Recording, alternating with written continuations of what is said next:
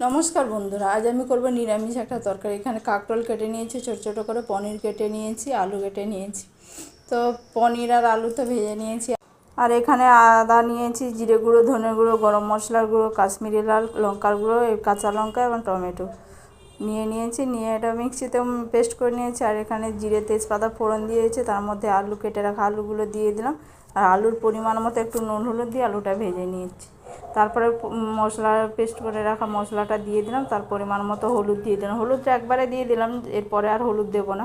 দিয়ে জল দিয়ে কষাতে থাকলাম। দেখুন এর তেল বেরিয়ে চলে এসছে, মানে আমার কষানো হয়ে গেছে। অনেকক্ষণ ধরে কষাতে হবে। তারপরে এদিকে ভেজে রাখা কাঁকরোল আর পনিরগুলো দিয়ে দিলাম। আবার ঝোলের পরিমাণ মতো নুন, তো ঝোলের পরিমাণ মতো মিষ্টি, ঘিও দিয়ে দিলাম। দিয়ে এটা ঝোল তোলে ফুটতে শুরু করেছে। তো আমার রান্নাটাও হয়ে গেছে। আমার এই রান্নাটা কেমন হলো জানিয়ে আমার চ্যানেলটি সাবস্ক্রাইব করো। টাটা।